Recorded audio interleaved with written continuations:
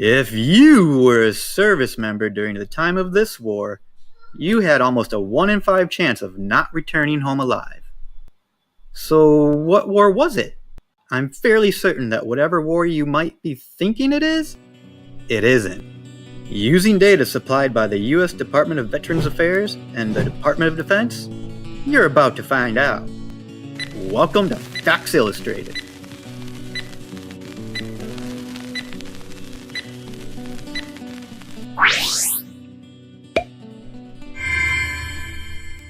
Before going further, all of us here at Facts Illustrated would like to dedicate this video to all of the fallen heroes who have perished defending our freedom and their families.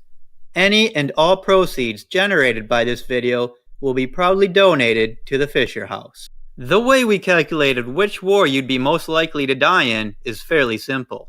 All we did was take the total number of service members who were active during a particular war and then divide that number by the number of service members who perished in that same war. If you've watched our other video, Deadliest Wars in U.S. History, then you already know that the Civil War was the deadliest in terms of the sheer number of casualties. However, it's not the war where you would have been the most likely to die in. The VA and DoD have classified 14 events, all of which are shown here. An event is basically any major military affair, such as a U.S. participation in a war or strategic operation. Of these 14 events, someone who was a service member at the time each event was occurring had a greater than 15% chance of dying for only 2 of these events. To put that into context, the gap between those 2 events and all of the rest is pretty significant. If you were a service member during the Civil War, either Union or Confederate, your chances of being killed was 15.3%. The war with the third highest likelihood of you being killed was the American Revolution, at just a hair above 2%. That's a difference between number 2 and number 3 of 13%. Rounding out the top 5 are World War II with a 1.8% chance of being killed and World War I with a 1.1% chance. Now that we know 4 of the top 5 wars that you would have had the highest percentage of dying in, which one do you think it is? Well, as it turned out, if you were a member during this war, you would have had almost a 17% chance of dying in it. And that war was the Mexican War, which occurred from 1846 until 1848. That's a full percentage point and a half above the Civil War's 15.3% chance. And while not nearly as many service members lost their lives in the Mexican War as in the Civil War or other wars, the Mexican War was brutal. Practically 2 out of every 5 service members didn't return home alive. So, what made it so brutal? Well, before jumping into that, here's a way too brief history on what the war was actually about. The beef between the 2 countries pretty much started shortly after the U.S. annexed Texas. In response, Mexico severed ties with the U.S.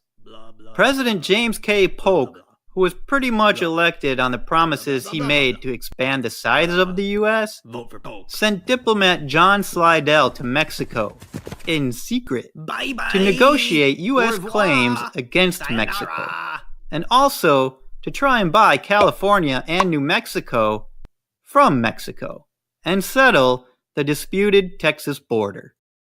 When Mexican President Jose Joaquin Herrera found out in advance Slidell was on his way, he was pretty much like, "No habla English?" And he completely dismissed the U.S. efforts to negotiate. Hello! Welcome back! Meanwhile, back in Washington, as soon as President Polk found out about this, he wasn't exactly happy. General! He ordered General Zachary Taylor. Yes? You called? Yep, that one. To occupy the area which was being disputed. You take your men and go down to Texas. Now! Okay. As President Polk was writing a message to deliver to Congress, he found out that Mexican troops came across the Rio Grande and attacked Taylor and his troops. The president then made a quick few edits in his message to Congress, and among them, he claimed Mexico had invaded our territory and shed American blood on American soil. Shortly after the war had broken out, Antonio Lopez de Santa Anna, the former Mexican president and general, the same guy responsible for the massacre at the Alamo and numerous other notorious acts, who'd been exiled in Cuba, had wrote a letter to President Polk proclaiming that if he were sent to Mexico, he'd secure peace, and then magical unicorns would appear throughout the North American continent. And sadly, all of this is true, except for the part about the unicorns. So, as you may have guessed, Polk released them. And as soon as Santa Anna made it back to Mexico, he promptly relented on his word to Polk and took the leadership reins of the Mexican armed forces. Seriously, you cannot make this stuff up. Meanwhile, General Taylor and his troops were sent well into the heart of Mexico, fighting in numerous battles en route to capturing the crucially important Mexican city of Monterrey. That said, General Taylor wasn't exactly enthusiastic of President Polk's plans for a major invasion of Mexico, and this became evident when General Taylor refused to pursue Mexican forces after he defeated them in battle. I'm not gonna do it. No, I'm not. Upon learning of this, Dagnabbit! President Polk wasn't too happy and adjusted his war strategy, ordering General Winfield Scott, General Scott! Get in here! yes, to take his troops by sea and march inland to Mexico's capital city, Mexico City. General Scott was successful in achieving his objective and made it to Mexico City on September 14, 1847, thus essentially ending the military phases of the war. So, okay, there were some large battles here and there, but there wasn't like a massive large-scale battle like, say, at Gettysburg or D-Day, so what makes the Mexican War so deadly? Well, a significant majority of service member casualties weren't actually caused by battle. They were caused by disease, infection, and illness.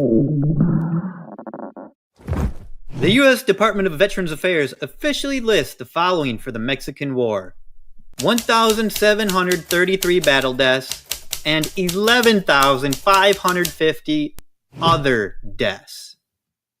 So that means there were 13,283 total deaths, and 87% of those deaths occurred in theater.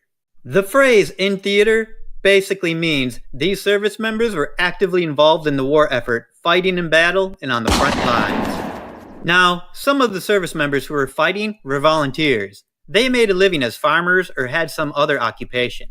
They weren't regulars of the service, and these volunteers were less used to having to adapt to the same standard of sanitary practices as the regular troops, and thus, many of these volunteers died with greater frequency than the regular troops. Perhaps the most deadly and lethal to the service members was yellow fever, an infectious disease especially prevalent in tropical environments, like those in much of Mexico, and is spread by mosquitoes. Known as yellow fever as it causes a person's skin and eyes to appear jaundice, a yellowish color in appearance. After all was said and done, Mexico agreed to hand over to the U.S. much of the territory that now includes the states of Arizona, California, Nevada, New Mexico, Texas, and Utah.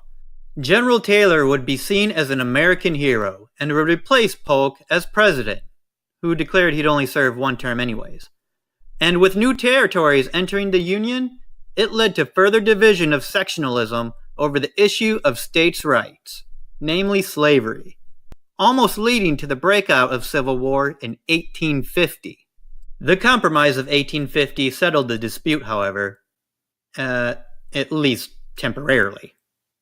When the Civil War did break out, though, in 1861, many of the most famous and significant generals of the Civil War had fought in the Mexican War. Well, there you have it. If you were a U.S. service member during the Mexican War, You had a higher chance of dying in that conflict than in any other war before or since.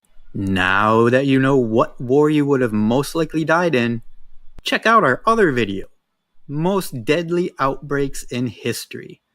I'm pretty sure if you like this video, you'll like that one too.